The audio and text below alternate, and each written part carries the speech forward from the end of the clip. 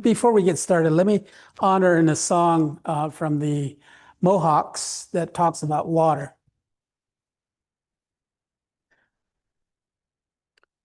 Hey ya, hey ya, hi yo, ah, yo. Hey ya, hey ya, hi yo, hi yo. Way yo, hi yo, hi yo. Way yo, hi yo, hi yo. Way yo, hey yo, way yo, hey yo, ho, way. There's a river of life that's flowing from his throne. There's a river of life that's flowing from his throne. Won't you come on in and sing? This river will set you free. Way-ah-yo, way-ah-yo, ho, way. A-wee-oh-hey, a-wee-oh-hey, a-wee-oh-hey, oh-hey, ah-yo, a-wee-oh-hey, ah-hey, ah-yo. Way-ah, way-ah, hi-yo, hi-yo. Way-ah, way-ah, hi-yo, hi-yo. Way-oh, hi-yo, hi-yo. Way-oh, hi-yo, hi-yo. Way-ah, hi-yo, way-ah, hi-yo, ho, way. And you guys are supposed to say, woo! There you go. Good tribe, indigenous people. One of the things you have to understand is that we're all indigenous to this globe. In some capacity, we came out of tribes, and we've sort of lost that idea because of colonization. This is a picture of some of our ancestral lands down in the Grand Canyon, Canyon de Chelly. The one thing that we want to talk a little bit about is indigenous regenerative intelligence. It's one of the words that I came up with. So indigenous would mean using local material, things that you gather from your own microbiome, so to speak, from your own land, and incorporating them into your system, your biosystem, your gut system. You know, the part of the thing is that we have a microbiome in our gut. It should be the same microbiome as well in the soil. Regenerative, boy, that's a sexy word, isn't it? Like codependency, what is it? ADD, all these words that we throw out, you know. Regenerative is really getting defiled. It's sleeping with corporations now. So in that process, it's really been dumbed down and it's watered down. So the use of regenerative, I was talking to Jim's here, writing a piece of paper on regenerative. You have to really define it for people. For us in our area, regenerative means we're starting from zero. The land has been degenerated, and then we're moving up. We're regenerating by amendments and things that we're doing. And we'll talk a little bit more about that. And then the intelligence. Intelligence, they've labeled us animistic. And these are systematic theologians that came over from Europe. And all of a sudden they said, well, I don't know. I don't think, we should dominate the earth. You know, we should dominate nature. So the intelligence is some things that are happening. If you're a farmer, you know that sometimes you have to speak to the plants to know what the plants are dealing with. You have to sometimes speak to the soil. You have to maybe even hug a tree, you know. So there's an intelligence there that we're missing now because of colonization, because of what we've been taught in the universities and colleges.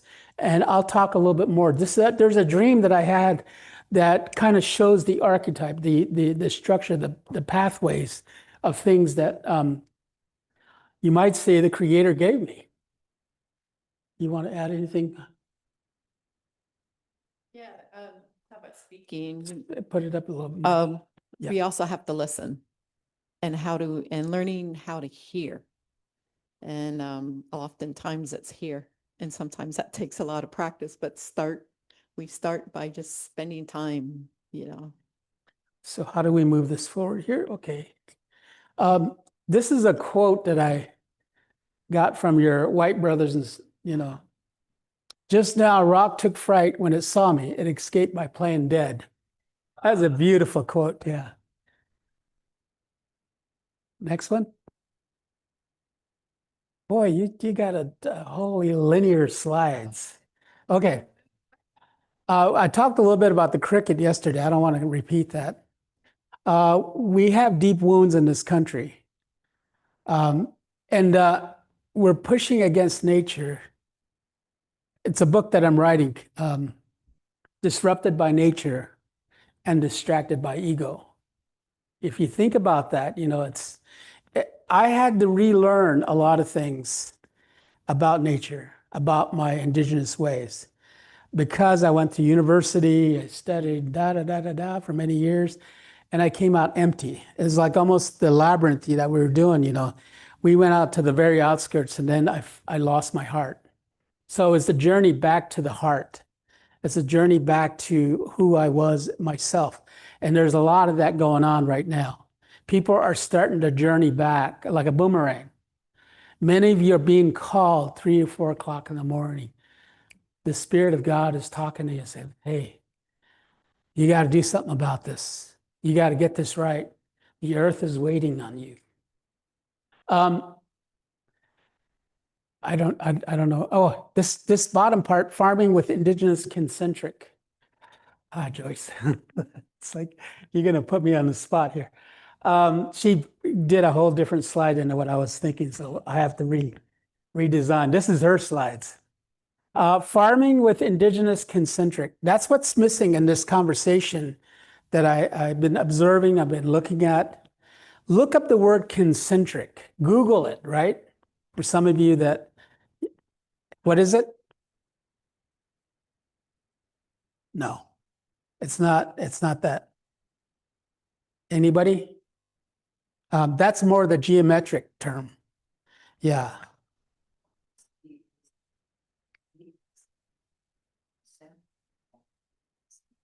Yes. It's, just stay away from that word matrix because it linearizes it. It's more kin. We're kin in these hollers, right? We're kin, we're together. Tribes know they're closer to community than a lot of European folks that are individualism.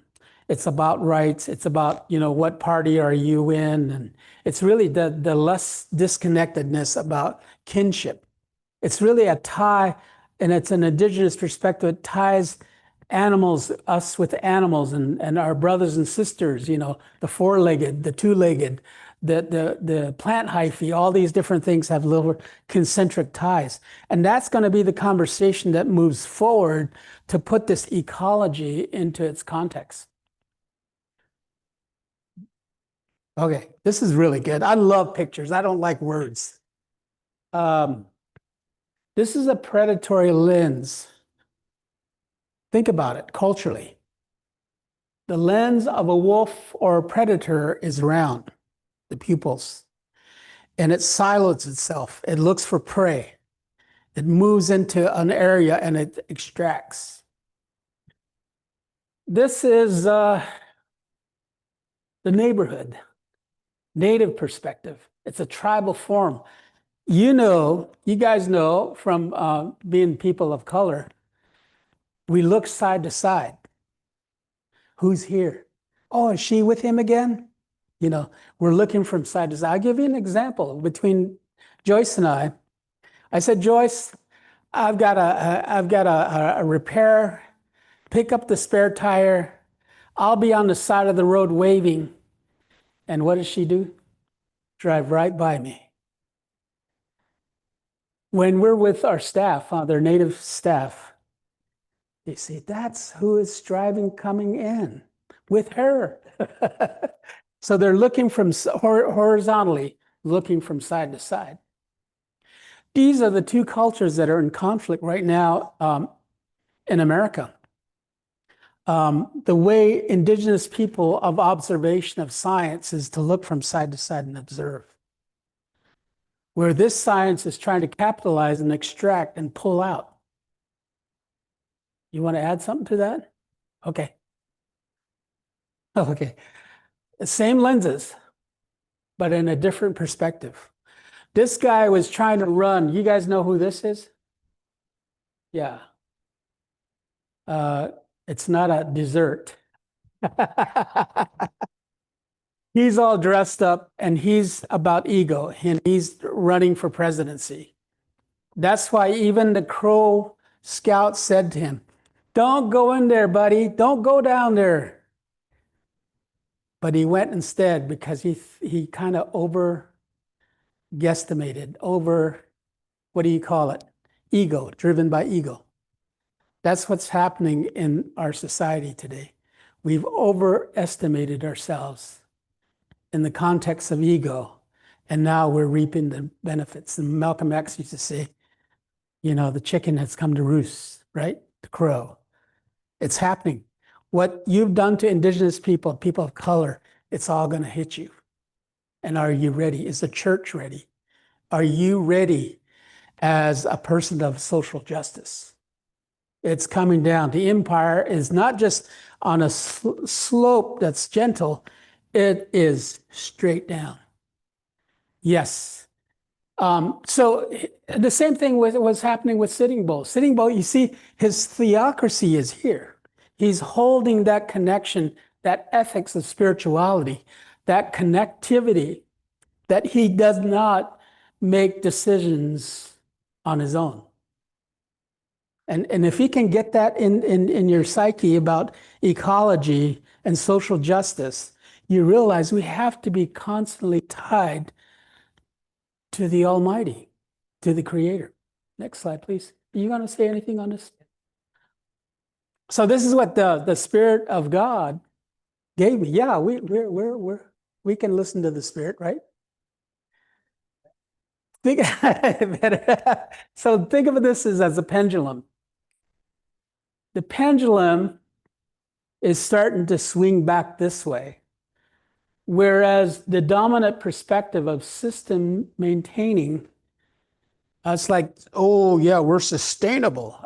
And I tell people, I don't want to sustain your system. See, there's a difference between future sustainability, future food systems that are sustainable, than the system that's really screwing us up right now. The food that we eat is so toxic now. And it's because they want to, we love bread. They spray bread. You want to share that a little bit? Yeah, today, unless you're buying organic wheat, they'll go into a field and spray the wheat with glyphosate for two reasons. Well, to dry it out, and now they're using chlormequat to make it stand straight up. And it's all for cosmetics, so they can harvest it all at the same time. And so this stuff's being sprayed right before it's made into flour, right before we're eating it. And my son was saying, yeah, Dad, I can tell you're getting old because you're starting to eat oatmeal. Oatmeal is very toxic. It's probably more toxic than wheat itself. So always look for organic. Yeah. And what it does to our gut is it depletes that inner line, one cell lining. It's called leaky gut syndrome. People say, whoa, I'm gluten intolerant. No, you've compromised that one cell wall in there. She always gets in there. I don't know why you're quiet, Joyce. So this is how it started. I studied a lot of philosophy, and I was really having a hard time in the university because to me, the class that I was in was way up in the tower, and I'd meet Tony Hillerman on the way up. And some of you have read a lot of Westerns. So I'm a good old boy, and I'd meet him on the way up. And I walked into this room of, what is it called? Proof on the existence of God. So I was kind of interested in studying more philosophy, logic, premise, validity, all that, wonderful stuff. I don't know why I tortured myself in university. So I walked into this room, it's just nothing but pale, skinny kids with pop bottle glasses. And they had been studying this stuff since high school. Uh, Archimedes, Kant, all these wonderful philosophers from Europe. And I was struggling, man. I was barely passing with a C minus, D plus, and I just felt so insecure. And I was the only person of color in that room. And these guys on their breaks, they talk about Star Trek and they talk about Sandia Labs, rocket propulsion. And I'm in there thinking, I've never been exposed to that kind of stuff. And I'd kiss my wife in the morning, 5 o'clock, and I'd hit the library and study. And I was really enjoying it. I was like, wow, it was exciting for me. And I'd come home late at night. She'd go to bed, and I'd come home late at night, and then I'd do the same thing. So I was studying and studying and studying and studying. And finally, at the end of the course, the professor said, he dismissed everybody and he said, James, I want you to stick around. I said, oh. So I'm just having butterflies, not sure what's going to happen. Am I going to be flunked? My GPA is going to go down, So what do I do? So he took me into his office. But before I did that, when I was writing the paper, I went to my professor, Alfonso Ortiz, who was the chair of the National Geographic, and we did all the Smithsonian write-ups. Us undergrads, we were servitude into that, So a lot of my writings ended up in the Smithsonian. And so, long story short, he just laughed and he says, "Oh, you're studying those dead white men?" I said, "Okay." And then he introduced me to folks like Scott Momaday, Tedlock and Tedlock, all these wonderful indigenous writers. And it was something interesting that he said. Is this something on camera? Something interesting that he said. He said, indigenous philosophers talk of the origins of where these philosophies come from the land. It's always tied, concretely tied to the land. And what white philosophers do is they spin it abstractly in the air. Depending on who the philosopher is, they have to repeat all these other philosophers before they get to their own philosophy. So I said, well, so I did that, presented the paper, presented the thesis. So I went into his room and he said, listen, James, you opened a whole door for me. He said, I didn't know that there were such things as indigenous philosophers. And he gave me an A plus. Yay! But let me tell you a little bit of the stuff I learned here, okay? The origins of the mechanical dominant culture industrial era actually started by a philosopher named Descartes. You see that? I think, therefore I am.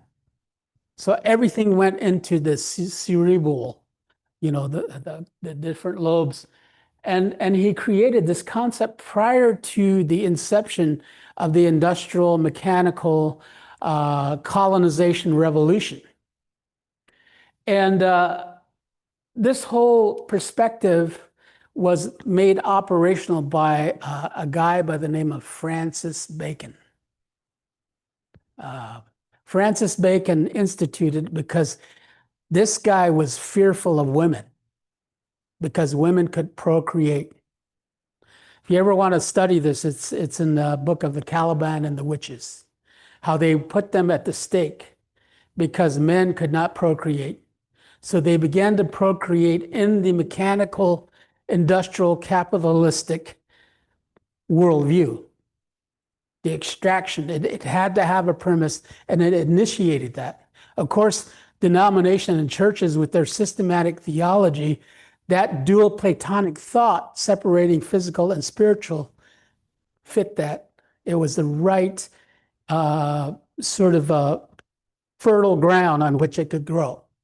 And as it grew, the Commonwealth, right? Can you go back to the Sitting Bull and this one right here, the Battle of Little Bighorn? It's a really interesting battle. You know which side won, right? So what happened was, this is a currency-based economy. He was told by the Federal Reserve to go into the reservations and extract more minerals out of these lands because the US was to some degree bankrupt after the Civil War, remember? And Lincoln printing out greenbacks, right, without interest. So the Federal Reserve prints money and puts an interest on it to print as you bring in the minerals. So he was going in by the directive of this whole banking system that's come out of Europe. So Europe banking systems were very much involved with, even the OK Corral was really about the currency-based economy. If you think about it, JP Morgan was up there trying to get and trying to convince the banks that it's okay to work in those areas because we can bring silver. But there was, I think, I don't know, don't quote me on it, $21,000 of paper money floating after the battle. After the battle. Now, let me quiz you on this. The Native American tribes, were they rich or were they poor? Yes. Yes. What currency? They were rich because they became a horse nation. This was Lakota, Dakota, Cheyenne, Northern Cheyenne, Southern Cheyenne. You remember these guys were running around. I think they came out of Arkansas, some of this area. They were farmers. And then when they went out to the plains, they realized that they had wonderful omega-3s, buffalo. You guys have ever eaten buffalo? I love buffalo. Are you okay with this? I mean, I'm going to get to a point where we're going to talk about the farm, but you need this premise. This is cool because yeah, Sitting Bull is connected with all this, Crazy Horse is, and so they defeat probably the last great battle because the currency-based economy was overtaking the bartering system economy, the horse nations. Similar things happen today. That currency-based economy you're seeing all around is starting to collapse. People that have invested money in it is starting to collapse. And they're moving into Bitcoin. The economy is changing. All this environment is changing. And this guy started it in almost not even a year, has crashed the US economy. We are no longer, what is it, the light on a hill or something like that? We are losing the empire in front of us. Yes. So it's a very interesting thing that was happening here. And go back to that diagram that I had. I just want to say the one thing that's really interesting, after they killed Custer, the Native Americans, they went and they Northern Cheyenne. They poked his eardrums so he could hear in the other world. Spiritual world. The next world. So there's that context. Yeah, there's a lot of interesting stuff that took place here, so he can hear in the spiritual world. Wow. Okay, back to time to be controlled. I mean, nature to be controlled. Time is linear, flattened out. It became a currency-based economy. Food became a commodity, which we're still in. For us farmers, we can't really farm organic foods because it's cheap to go to Dollar General or, dollar store, Walmart. Food is a commodity. What we've learned this week too is that water has become a commodity too, to where it's not sacred anymore. It's very chemistry-based driven from farmers. The thing that I didn't hear too much about was how toxified this water is in Arkansas. They talked about the sort of the systems and the piping, but this stuff out here you cannot drink. Try it. See what happens. Experiment with it. It's very production heavy on farms. It's killing us as small farmers because in order for us to be production heavy, we have to make shortcuts. in order to capitalize on what we sell. And it's interesting that a lot of the food, farmers, producers always have a place where if food rots, it's paid for by the price, the cost of the vegetables and fruits. There's a lady, an Asian lady that recently, this was in the TED Talks, had developed using peels from other produce. I forget what the chemical makeup was, that you can preserve like tomatoes 2 to 3 weeks longer.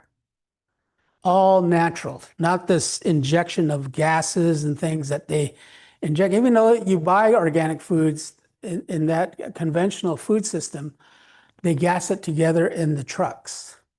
And that's something that we're not really attuned to. Substantial inputs, big tractors. Oh, yeah, I'm a big tractor guy every year. Dense disturbance on the land, plowing. Whereas here, in a more pendulum swinging, organic, indigenous mindset, all things are sacred. And that's that intelligence. We have to get to this point where we realize that we live in a very delicate, special creation perspective, that all things are sacred. Nature is to be respected and copied. I've heard the word, what is it called, mimicking? But yeah, biomimicry. It sounds really good. Like codependency or, yes. Yeah. Okay. Thank you for pointing that out. Time is secular. And then we're moving into, Jim, your aspect of regenerative economy, meaning we're regenerating a degenerate. Degenerated, I've been called degenerate, but degenerated situation and starting back up to redevelop and I'm finally realizing that this stuff we've been talking about for 7 years ago, it's finally going into the mainstream. And now the Presbyterian Church is getting a hold of it. Yeah. Food is medicine.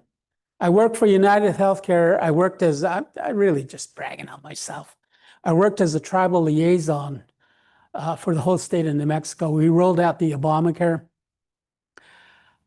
Even that is a very racist term. Affordable Care Act is the right term. And we call Obamacare.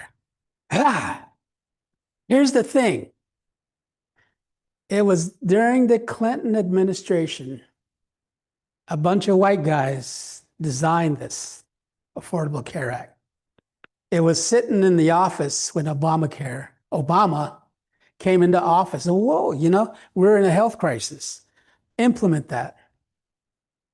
And then as soon as it hit, the national, what do you call it, platform, they made it racist by calling it Obamacare. So here we were, the state had written Obamacare rollout, but they hadn't gone to tribal peoples because we're sovereign nations. And nobody had really taken the time to negotiate and contextualize it. So I was the kind of, the guy that took the beating of trying to convince tribes to go with healthcare and that managed care, Affordable Care Act. It's happened in Europe and it's done well, but they went through this kind of cycle of a lot of problems. We're going to be losing that, which means the premiums are going to go up and a lot of stuff. I can get into that, but they could not connect food as medicine because they want to give you more pharmaceuticals, more synthetic drugs. Same way with the farming system. They want to give you, tell you that, buy a new tractor every year and also get these synthetic fertilizers. Yes.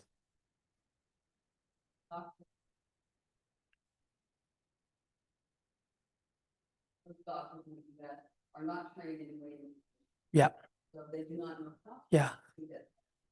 They only know how to medicine. Yes. And it's usually the first class and freshman year that they get this teaching. Yeah. Yes. 3 credit hours. Yeah. No wonder, right?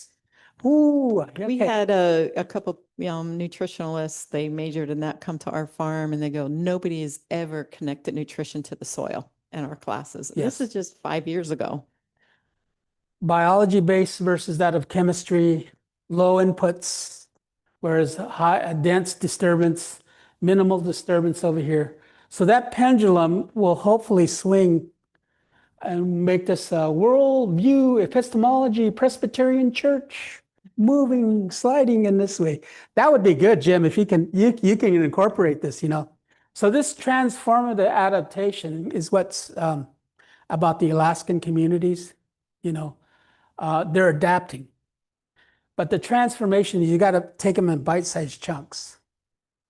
And so this change, resilience and sustainability is more about keeping the system up. So I was telling my people, you know, don't use that word resilience. Please interpret it. Because I would go and to the pig pen and beat on him, bad pig, bad, bad, bad, bad. And I want them to become resilient to me.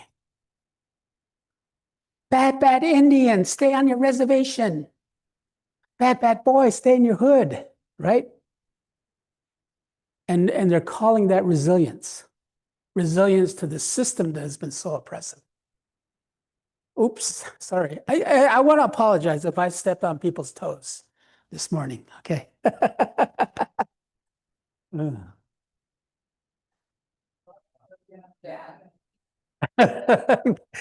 Yeah, these activists are, yeah, let's punch them in the face. Okay, so let's talk a little bit about the microbiome and the biology. Water, this is the beginning of time. Bacteria. This is from Dr. Johnson.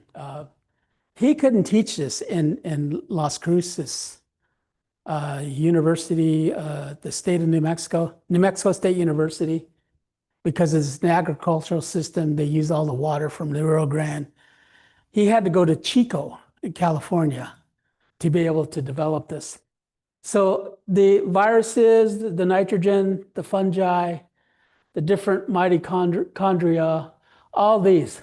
And look at us. We are like a slit. And in 250 years, we have screwed up the agricultural system in the Western Hemisphere. Look at 40,000 years of ancestral knowledge of Native Americans understanding agriculture has been marginalized. Go back to that other slide. This marginalization, animism, organic. Have you guys seen Res Dogs on Hula?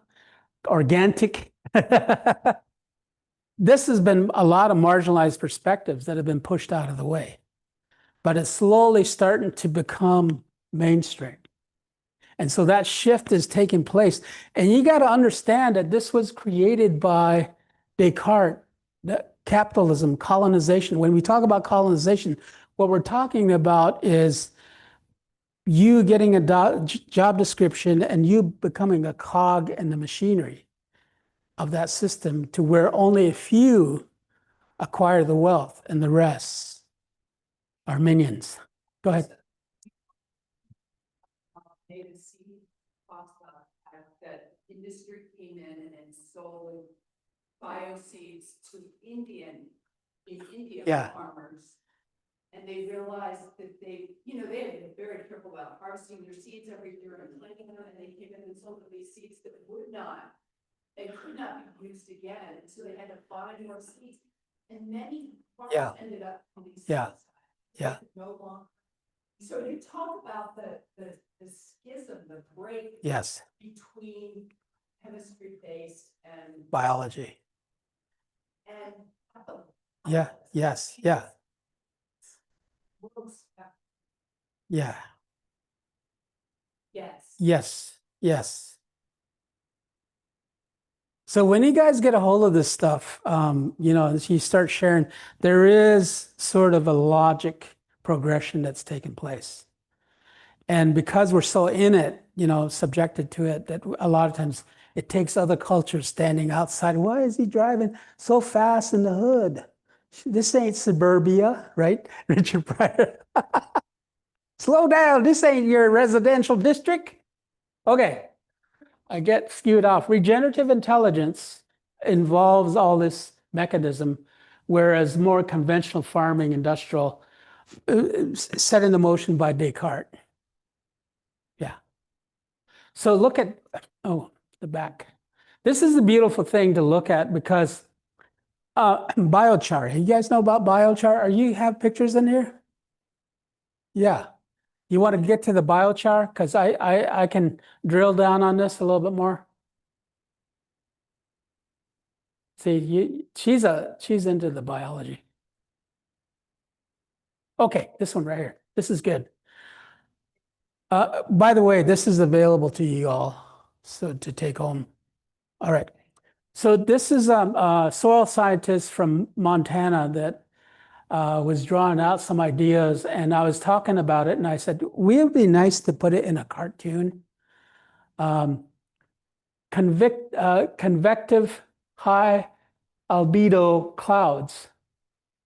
The biotic pump, there's a pump up there. When you have a sponge here, a carbon sponge, the temperature is cooler. What we're dealing with out west, and probably some parts of some of the cleared land in Arkansas, is this really barren ground. And it heats up. And when it heats up, it produces a haze, as well as a lot of the combustion from cars. This haze has a bad charge for hydrogen molecules. Whereas here, the transpiration from bacteria is going up, and that transpiration of bacteria which is developed from the leaves of plants and trees. What it does is it attracts H2O. So it recreates this biotic pump. Whereas here, the biotic pump is broken. Go ahead.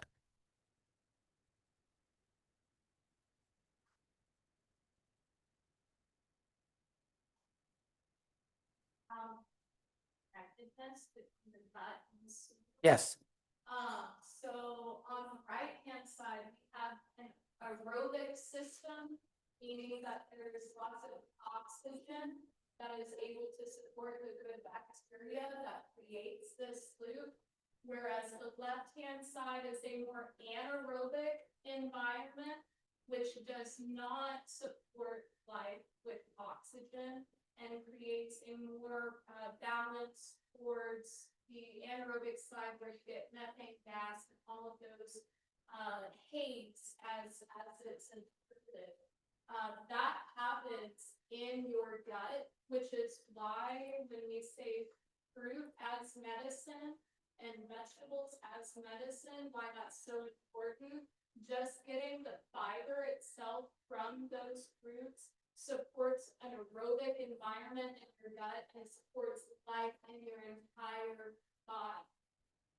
Beautiful. You should be up here teaching this.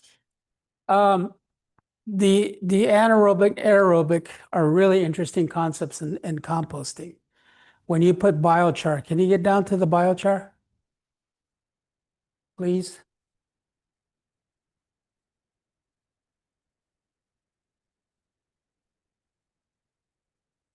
Is that it? Oh, okay.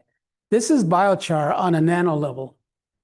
And if you go back to the original, concept of time, this is the origins of the earth. We should be meditating to enter into that space. Indigenous people have this cosmology. You were saying? Yeah, good. Stay tuned. The biochar creates this very solid carbon structure. You can have a Prius or electric car, but you're just prolonging the climate situation crisis. This is what we need to put back. It's just we have a disproportionate area of carbon. We have it in the atmosphere when we should have it in the soil. So what happens is when you plow, you release a lot of this carbon into the atmosphere, as well as your emission of driving cruising around in a Honda or, yeah. I saw a lot of Subarus here, which means there's a really societally conscious bunch. But it's a joke. Okay. This area here is like catacomb, and they have charges all around here. And that's what attracts the fungal and the bacteria into these compartments. And then the little bugs go, all over the walls. Pee on it, poop on it, whatever. And they plaster it. And that's what Joyce was mentioning. The medicine is created within these chars. Now, this is at a nano level. I'm not talking about the biology level. This is really the basis, the origins of the earth. So when our medicine people meditate, they're actually entering into the space, honoring the char, the carbon, the chemistry base into allowing the biology to work.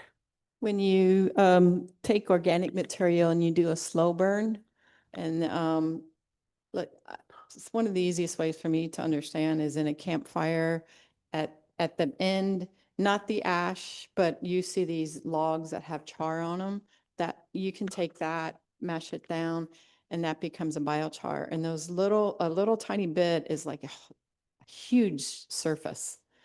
And when he was talking about the microbes going into these little honeycombs in here, that's in the biochar, and they're pooping all over. That's where the medicine from the microbes and the soil is coming from. Okay, can you go back up? Go ahead. Yes. This is at a nano level. This is not at a biology level. It's so tiny, tiny, tiny. Yeah. So go back, sorry. The biochar picture. She's talking about the nutrients. I'm talking about the sink. How we can keep water in our soil is through this. It becomes a sink. It draws all this nutrients and water into the system. It's also a heat sink. We can lower the temperature with this biochar. It's amazing stuff when you get into it. Yeah, where all the creatures kind of start covering that, electricity, water, and food. It allows to sit on there. So like the surface area, a little piece is the surface area of 2 football fields. And guess what? The half-life is 1,000 years. And I tell my indigenous people, you guys talk theory about all the 7th generation down there. I said, this is the way to do it. And the dark Indians from South America and Central America were using this kind in their compost, their human manure, their pottery and things like that. And then it's still growing. Go ahead, Rose.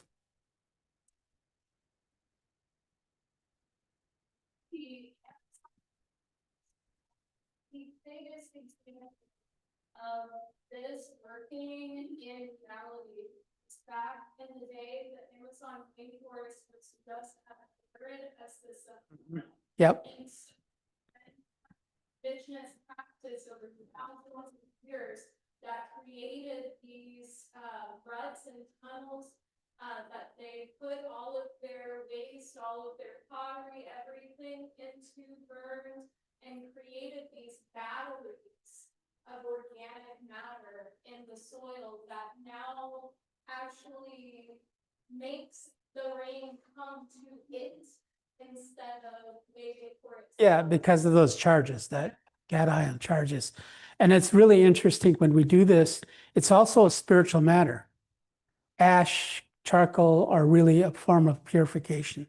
It actually will pick up hard metals. You dump a bunch of biochar out here, it'll clean your pond. And we're doing that in Seattle with the clam beds.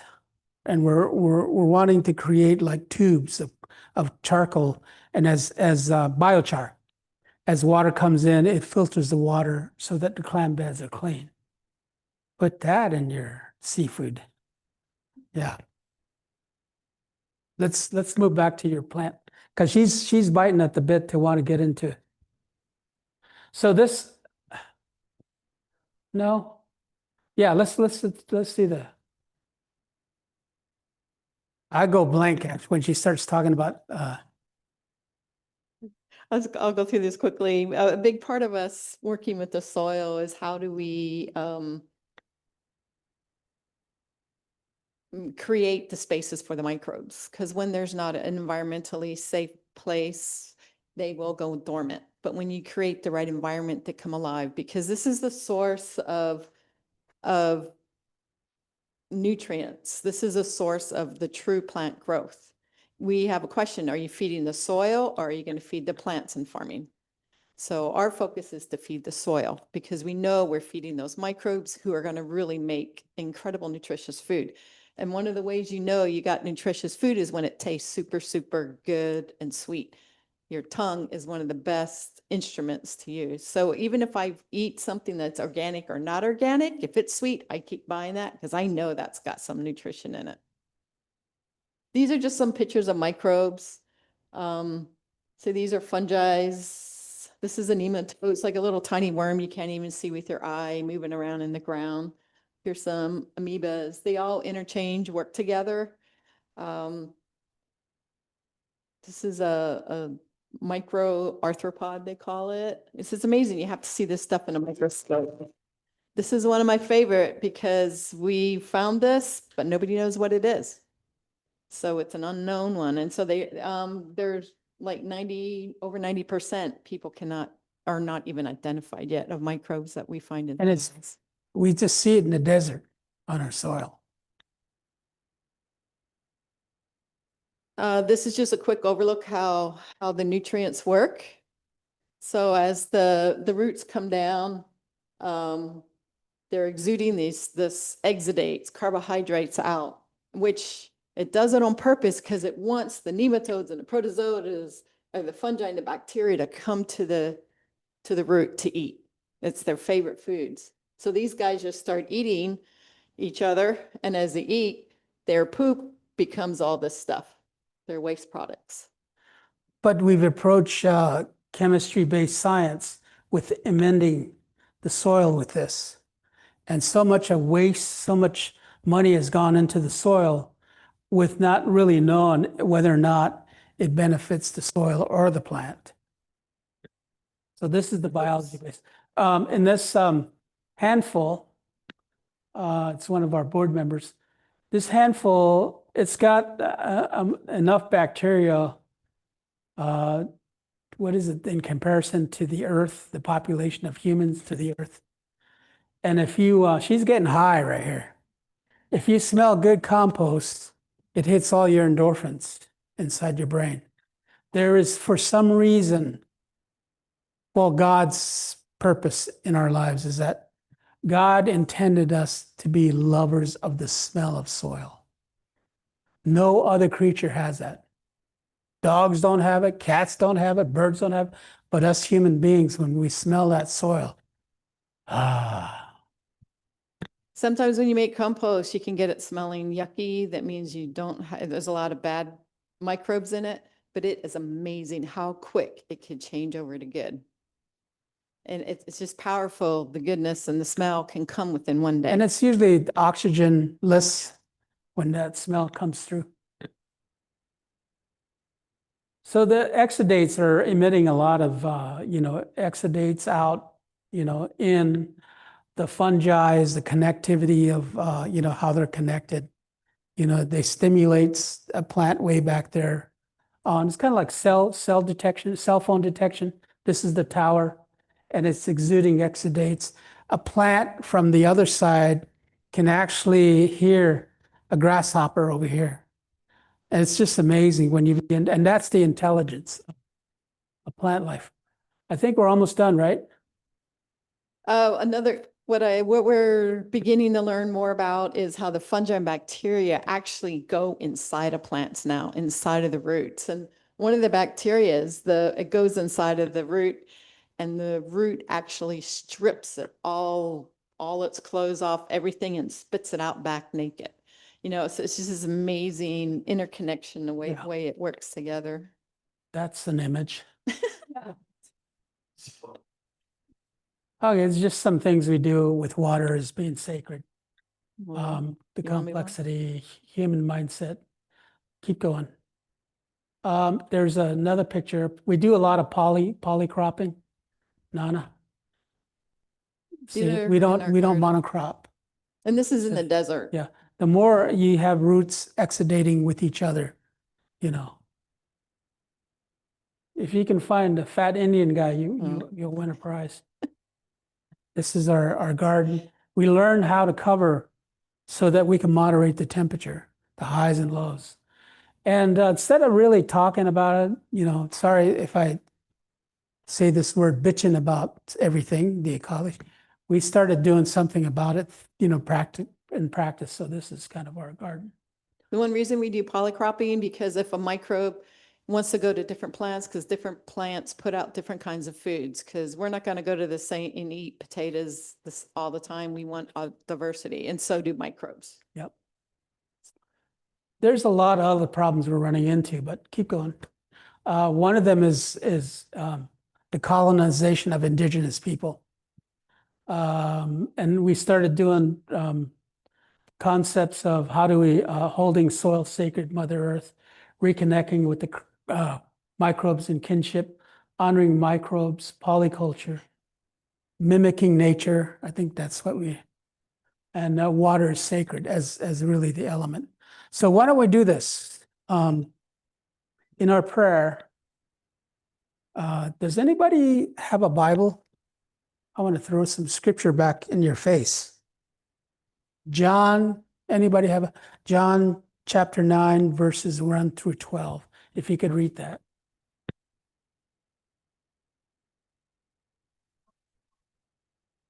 Everything.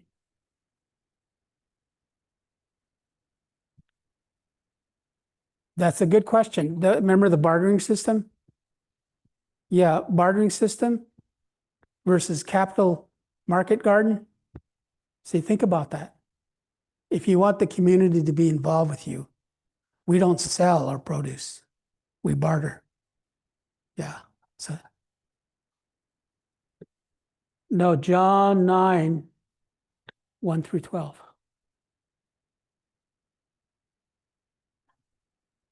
Did you get it? Can you read that?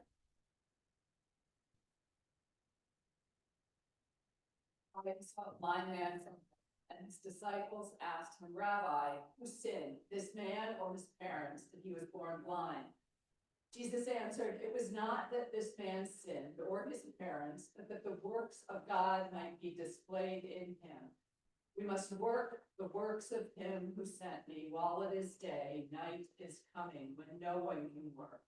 As long as I am in the world, I am the light of the world. Having said these things, he spit on the ground and made mud with the saliva. Then he anointed the man's eyes with the mud and said to him, go wash in the pool of Siloam, which means sent. He went and washed and came back. The neighbors of those who had seen him before as a beggar were saying, is this not the man who used to sit and beg? Some said, it is he. Others said, no, but he is. He kept saying, I am the man. Okay, think about this.